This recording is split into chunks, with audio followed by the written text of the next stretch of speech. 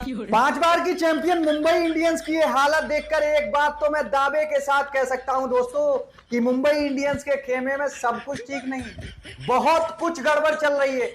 झुके हुए कंधे, हार्दिक पांड्या की बॉडी लैंग्वेज, हार्दिक पांड्या की भाषा शैली, अभी आफ्टर मैच प्रेजेंटेशन में जो वो बात कर रहे थे उसे सुनकर एक बात तो कंफर्म है कि भैया कुछ भी सही नहीं चल रहा है मुंबई इंडियंस के लिए, और मैदान पर भी कुछ भी सही नहीं हो रहा है। बहुत ज्यादा मसले हैं, ना ये प्लेइंग 11 सही से डिसाइड कर पा रहे हैं, ना ये गेंदबाजों का सही से चुनाव कर पा रहे हैं, ना मैदान पर मुझे ये लगता है कि हार्दिक पांड्या अपनी कप्तानी का प्रभाव डाल पा रहे हैं, और ना ही मुझे ये लग रहा है कि उनकी कप्तानी को उनकी टीम सीरियसली ले रही है।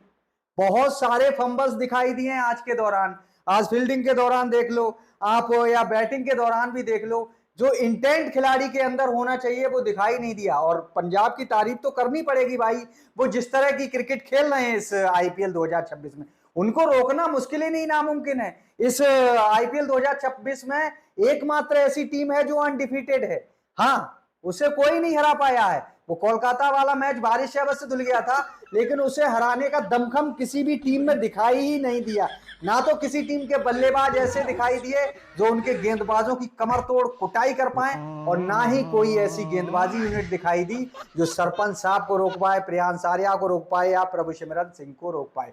ये 3 बल्लेबाज हैं जिनके इर्द गिर्द, वो एक मैच कूपर कॉनोली का निकाल दिया जाए तो ये 3 गेंदबाज हैं जिनके इर्द गिर्द पंजाब किंग्स घूम रही है, और ये तीनों बखूबी अपनी जिम्मेदारी निभा रहे हैं। कभी प्रियांश आर्या तो कभी सिमरन सिंह और कभी सरपंच साहब खड़े खड़े सिंगल हैंडेडली मैच जिता रहे हैं। और आज के मैच में भाई साहब पंजाब किंग्स ने मुंबई को हराया नहीं है, जलील किया, चपेड़े मारी है गाल पे, ये ऐसे करके जैसे एक वो तगड़ा इंसान होता है ना और एक कमजोर इंसान को तिड़ी ये ऐसे करके वो तड़ी से मारा है भाई साहब। मतलब कि ऐसे समझ लो जैसे ग्रेट खली के सामने रे मिस्ट्रियो आ गया हो, या फिर उसके अंडरटेकर के सामने रे मिस्ट्रियो आ गया हो, ऐसा लग रहा था।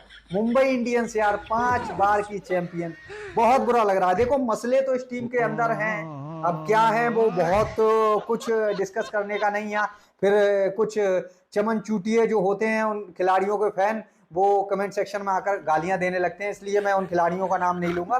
बाकी टीम में बहुत कुछ गड़बड़ चल रहा है, हार्दिक को कोई सीरियस लेने को तैयार है नहीं, मुझे ऐसा लग रहा है। भाई लोगों आपको क्या लग रहा है, कमेंट सेक्शन खुला हुआ है। अब बात कर लेते हैं सरपंच साहब की। देखो सरपंच साहब को इस आईपीएल में कोई भी रोक नहीं पा रहा है। आज भी सरपंच साहब ने 35 गेंदों में 66 रन बनाए, 5 चौके और 4 छक्के। और जब रन चेस हो रहा था तो मैंने बात भी यही कही थी कि भैया अगर सरपंच साहब को आपने आउट नहीं किया तो आप क्या, आपके पुरखे भी नहीं हरा पाएंगे पंजाब को। सरपंच साहब टिक गए जी, और टिक के क्या गए, मुंबई इंडियंस को टिका के गए, लिटा के गए, बिल्कुल इज्जत लूट के गए। मतलब कि जैसे हिंदी फिल्मों में मिथुन चक्रवर्ती की बहन की इज्जत लूट ले जाते थे विलन, सेम इसी तरह से सरपंच साहब जो है सामने वाली टीम के गेंदबाजों की इज्जत लूट रहे हैं, मतलब कि कहीं का भी छोड़ नहीं रहे। अब आप जरा इकोनॉमी देखिए, बुमराह की भी बात कर लेते हैं। बुमराह को इस आईपीएल में 5 मैच हो गए, 20 ओवर डाल लिए हैं, अभी तक विकेट के दर्शन नहीं हुए। और भाई साहब पहले ये था कि विकेट नहीं मिलते थे तो कुटते नहीं थे, आज तो सरपंच साहब और प्रियांश आर्या पेल के गए हैं, रेल के गए हैं और तोड़ के गए हैं। 4 ओवर 41 रन, 10.25 की इकोनॉमी। दीपक चहर भाई ये तो रन मशीन बन गई। मुझे तो लगता है दीपक चहर का इंटरनेशनल तो बहुत पहले खत्म हो गया था कैरियर, आईपीएल कैरियर के भी एल लग गए हैं, एल फोर, हाँ नहीं बोलूंगा, आगे आप समझ जाओ। 2.3 ओवर 45 रन, एकमात्र गेंदबाज अल्लाह का सपना जिसने 4 ओवर में 31 रन लेकर देकर, माफ कीजिएगा, 31 रन देकर 2 विकेट लिए हैं, और 1 विकेट गया है शार्दुल ठाकुर के खाते में। ठाकुर साहब के बारे में हम सब जानते हैं, विकेट कम लेते हैं, पिलते ज्यादा है। हाँ पीछे से खोल के ही आते हैं कि जिसे जितनी है माननी है मार लो, विकेट दे देना एक आध, वो हाल रहता है शार्दुल ठाकुर का। हाँ और बाकी अब बात करें पंजाब के गेंदबाजों की तो चलिए हरदीप सिंह से शुरुआत कर लेते हैं। 4 ओवर मात्र 22 रन, 3 विकेट, दूसरे ही ओवर में 2 विकेट। सूर्या को चलता किया और यान रिकल्टन को चलता हुआ नहीं किया। मार्को यानसन 4 ओवर 30 रन, व्यस्क विजय कुमार 3 ओवर 36 रन।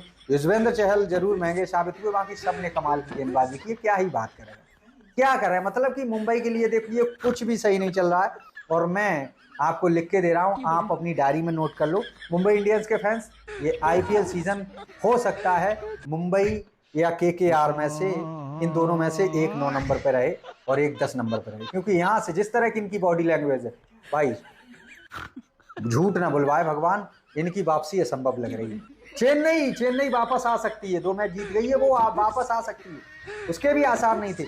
लेकिन मुंबई और कोलकाता के तो मुझे आसार नहीं दिख रहे हैं, क्योंकि कलकत्ता में तो सब बड़े बड़े नाम है, रोहित शर्मा, सूर्य कुमार यादव, तिलक वर्मा, हार्दिक पांड्या, जसप्रीत बुमराह, ट्रेंट बोल्ट, दीपक चहर, अल्लाह गजनफर। अबे अब कहाँ से लाओगे खिलाड़ी, कहीं आसमान से लेके आओगे? इससे बड़े खिलाड़ी तो है ही नहीं T20 की। उसके बाद भी ये टीम जो है अंदर ड्रेसिंग रूम से ही खोल के आती है और सामने वाली टीम से मरवा के चली जाती है। हाँ।